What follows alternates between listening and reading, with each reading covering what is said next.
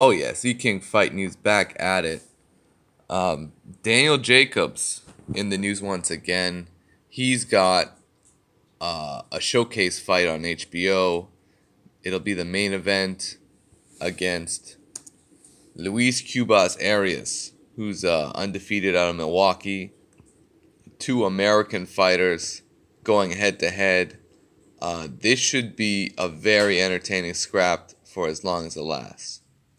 But Danny Jacobs has basically said his confidence is on a completely different level ever since he went toe-to-toe with Gennady Golovkin, Triple G, pretty much having the experience of facing who's considered to be the best middleweight in the world made him realize that he is the best middleweight in the world, considering that was essentially one of Triple G's toughest and hardest fights, and one that he arguably lost. You can arguably say that fight was close enough to go either way. The knockdown did happen, and no one has ever gotten up off the floor the way Daniel Jacobs has to really push Triple G to his limit and hurt him back with some really big shots. And that's what Daniel Jacobs did. He was the bigger man in there. A lot of people want to use that as an excuse, but guess what? It's the middleweight division. We're at 160 pounds. Chavez. like a lot of people want to use that as an excuse, but they turned their heads when Chavez was fighting at middleweight. So there's a lot of double standards there.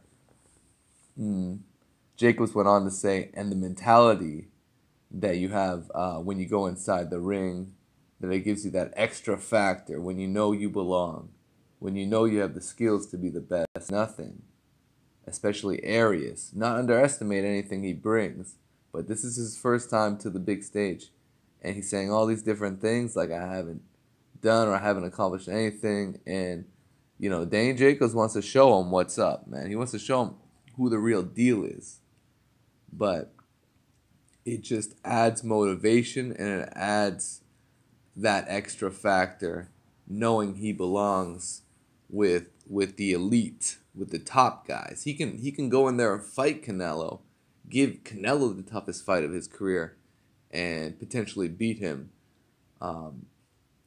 Although, if it goes 12 rounds, Canelo he's got an ace up his sleeve. Let me put it that way. Jacobs also went on to say that Luis Cubas thinks he's being underestimated, and that Jacobs is the one being underestimated. Boxing's a mental sport, and whatever a fighter needs to do to make sure that he's mentally confident in the ring, that part is very important. You have to be mentally confident. You look at a fighter like Kell Brook coming off of back-to-back losses. You look at a fighter like Sergey Kovalev coming up back-to-back losses. If they plan on coming back, and Kovalev is, he needs to be at full speed, 100%, ready to go, no doubts, no no nightmares of Andre Ward body shots. He's got to be 100% ready to go. And he better be able to withstand any kind of pressure, any kind of body attack. If it's Kell Brook, he's got to make sure he's not thinking in the back of his head, what about my eyes? That's the real deal. And Jacobs understands it. And